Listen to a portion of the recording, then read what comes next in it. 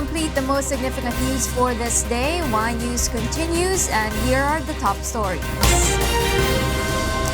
A sitting senator, an OPM icon, and a former lawmaker were among the early birds in the opening day of filing of the Certificate of Candidacy for the 2019 midterm elections. Senator Coco Pimentel was the first to arrive at the COMELEC Intramuros to file his COC for his bid to return to the Senate. Pimentel decided to file early as he will be busy preparing for his wedding next week. Folk musician Freddy Aguilar and former lawmaker Neri Colmenares also filed their candidacy as senators, as well as several social and health advocates. According to COMELEC, a total of 27 political aspirants have filed their COCs on day one in Intramuros office. More are expected to submit their candidacy until its deadline on October 17. In the last election, around 140 political aspirants have filed their COCs, but only 50 passed the qualifications. Konti lang din ang kumakandidato. And yet, ang voters natin, more than 51% babae. Kahit nitong sa SK, more than 51% ang girls na bumoto, na registered voters. But we have good news because in the SK, dun sa members, umabot tayo ng 36% girls.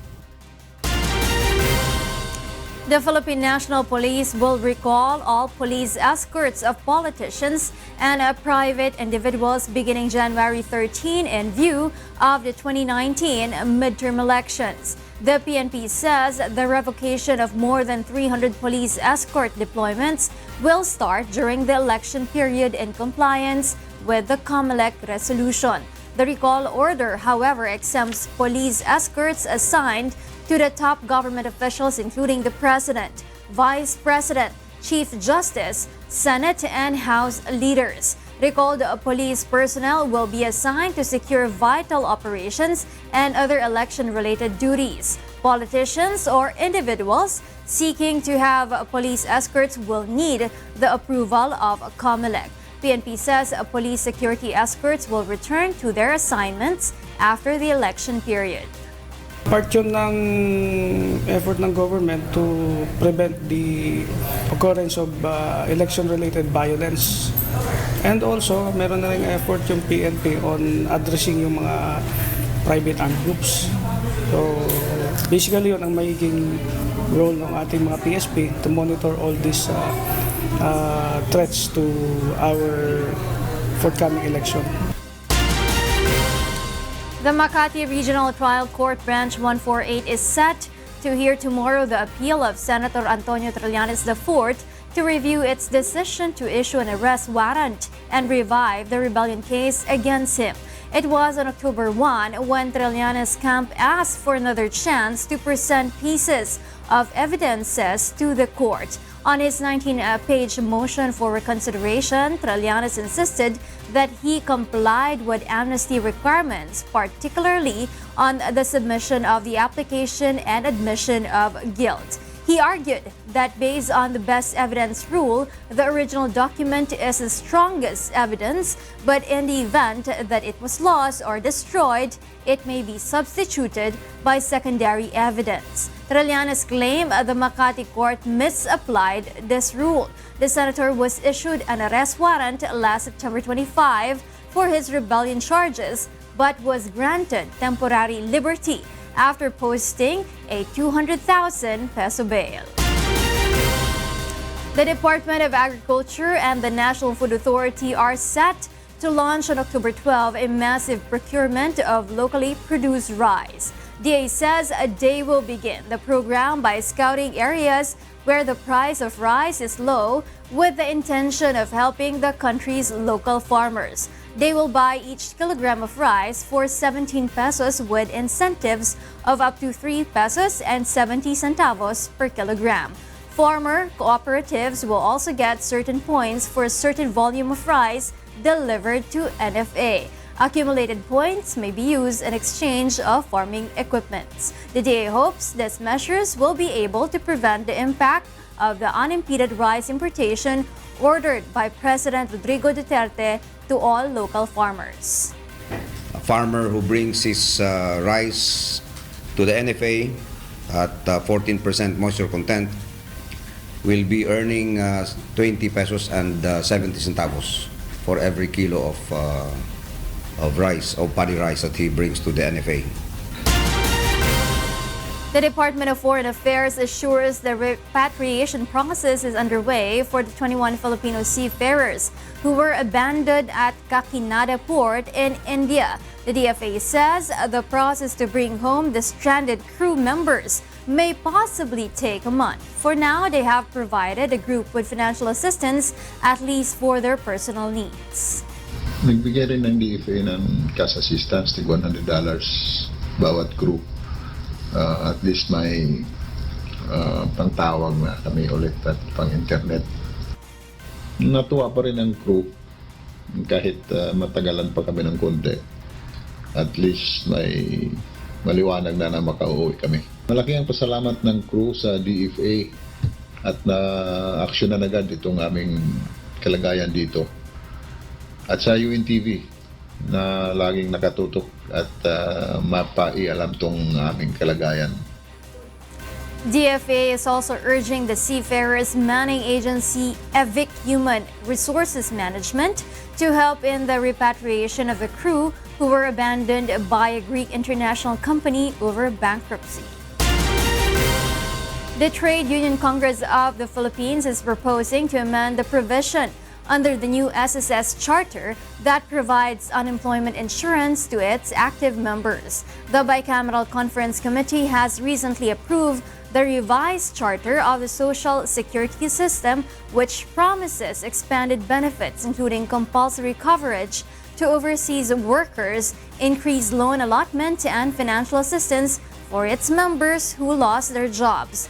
Under the proposed law, unemployed members will be provided with financial insurance amounting to half of their monthly salary for 2 months. But the TUCP wants to extend the coverage of the unemployment insurance to 6 months to provide ample time for members to find new jobs. Ang aming panukala ay dapat 6 months na bigyan ng unemployment insurance at yung 6 months na yon ay sapat na panahon para makahanap ulit ng trabaho yung ating mga miyembro ng SSS. SSS, however, clarifies only active members who regularly submits contribution will be covered by the proposed policy. The agency also eyes hiking the contribution rate to fund the expanded benefits. Yun ang magiging problema natin. Actually, kapag hindi ka regular na nagbabayad sa SSS, naapektuhan yung iba mong mga benepisyo sa SSS. Good weather will prevail in the country tomorrow. Leslie Longbowen is at the UNTV Weather Center to tell us why. Yes, Leslie? Yes, good evening. The low pressure area east of Luzon has already dissipated. As of the moment, easterlies remain the prevailing weather system. The easterlies are affecting the eastern sections of southern Luzon, Visayas, and Mindanao. According to Pag-asa, fair weather is expected throughout the country.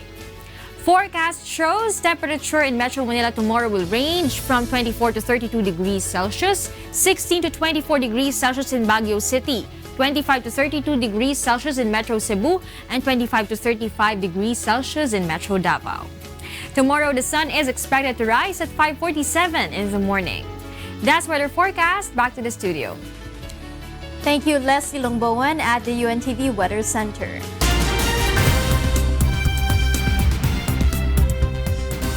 And for the news abroad, here is Kat Dumaraos live from Bangkok, Thailand. Yes, Kat, good evening. Good evening, Rina. The most powerful hurricane ever to hit Northwest Florida has flooded beach towns, submerging homes and snapping trees like twigs. Beverly Saison tells us why. Hurricane Michael made landfall on Wednesday afternoon as a Category 4 hurricane on the 5-step Saffir-Simpson wind scale, the biggest storm on record to strike the Florida Panhandle.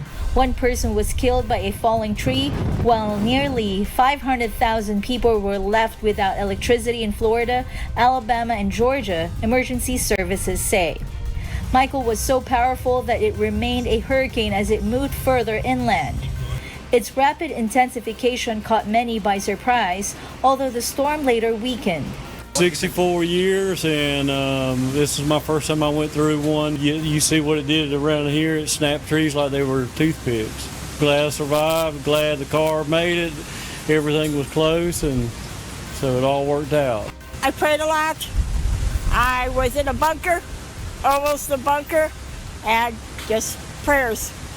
And how half of this missed us, I have no godly idea. Unusually warm waters in the Gulf of Mexico turbocharged the storm from a tropical depression on Sunday. It was a Category 2 hurricane by Tuesday and a borderline Category 5 on Wednesday morning, packing 155 miles per hour winds. Florida Governor Rick Scott warned of unimaginable devastation, saying it would be the worst storm in 100 years. Hurricane Michael is the worst storm that the Florida Panhandle has ever seen, and one of the worst power storms to ever make landfall in the United States. We're turning 100% of our focus on search and rescue and recovery. More than 370,000 people in Florida were ordered to evacuate, but officials reckon many ignored the warning. Michael reportedly killed at least 13 people in Central America, 6 in Honduras, 4 in Nicaragua, and 3 in El Salvador. Michael is the third most powerful storm ever to make landfall in the mainland U.S. after Hurricane Camille in Mississippi in 1969 and the Labor Day hurricane of 1935 in Florida. Beverly Saison, UNTV News and Rescue, USA.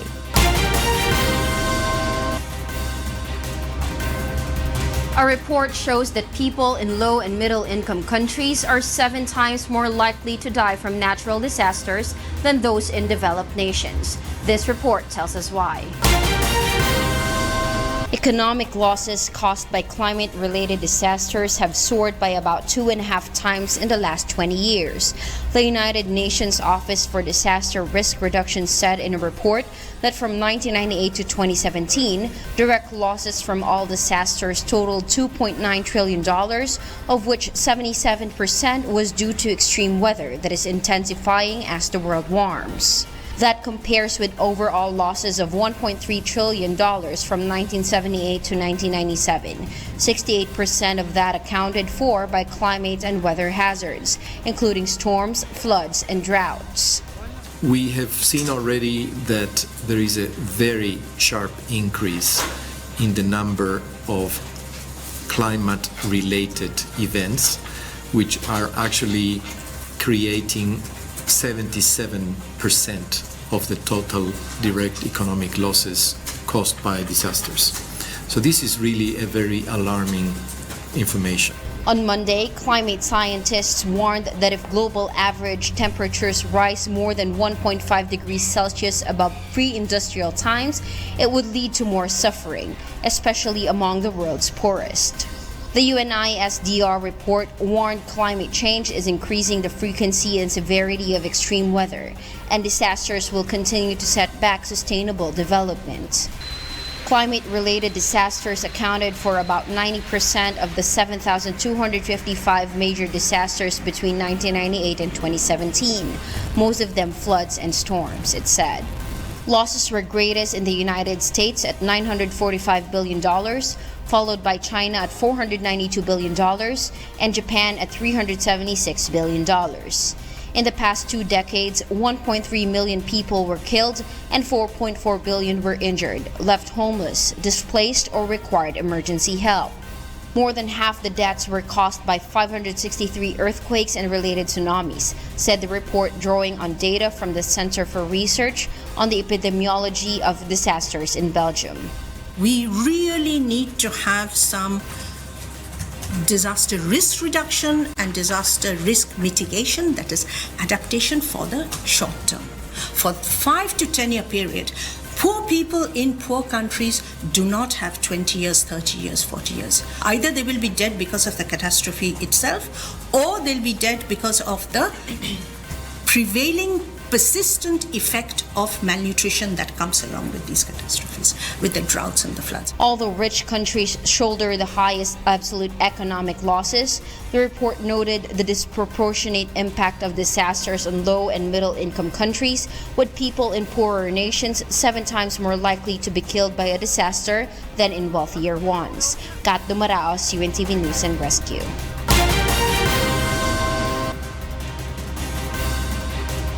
A doctors' organization is calling for the evacuation of all asylum seekers on Nauru amid despairing mental health crisis. Nina Bascon tells us why. Medical charity Médecins Sans Frontières has urged for the immediate evacuation of all asylum seekers on Nauru after the Pacific nation ordered them to leave. MSF provided 11 months of care to those housed in an Australian-run detention center on the tiny island, including 78 people who had attempted suicide or self-harm. Many children suffering traumatic withdrawal syndrome exist in a semi-comatose state, unable to eat, drink, and talk.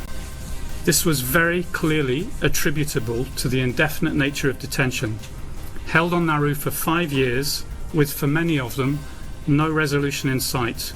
Authorities in Nauru and Australia have not responded to MSF's call. Refugees on Nauru have had their hopes and their sense of self shattered and destroyed by this policy of offshore detention. The only solution for these people to psychologically recover from years of exposure to continuous traumatization due to indefinite detention is their immediate evacuation to a stable and safe environment. The Nauru Detention Center was set up by Australia in 2013 in a controversial deal to house asylum seekers intercepted while trying to reach Australian shores by boat. Canberra maintains its policy prevents deaths at sea and discourages people smugglers, but the tough stance has been widely criticized. Nina Bascon, UNTV News and Rescue, Australia.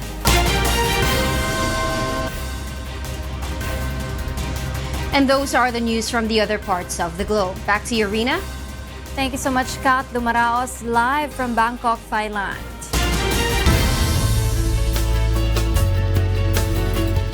A town in Russia hires a cat lover to become the guardian of its felines. Leslie Longbowen tells us why.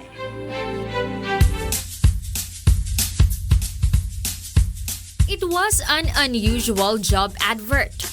Wanted, cat chief. Location, Kaliningrad, Russia. Duties, tending to the town's approximately 70 stray cats.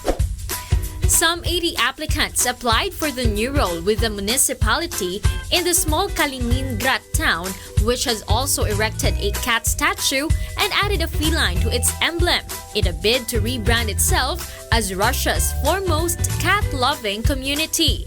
In the end, local resident Svetlana Luganova was appointed guardian of the town's felines.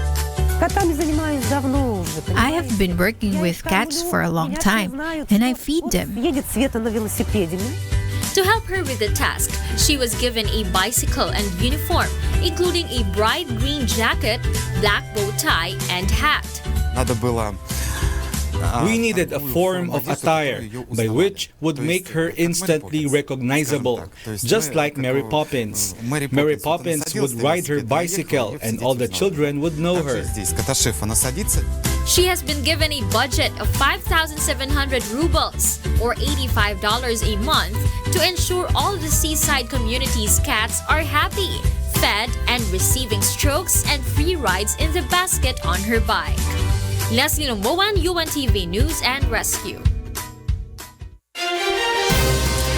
In behalf of Y News, we would like to greet our boss and CEO, Kuya Daniel Razon, a happy, healthy birthday. God bless you more, Kuya Daniel.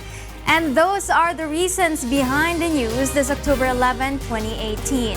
In behalf of Angelo Castro III, I'm Rina Villamor Camara. Because we need to know, we will always ask why. Good evening.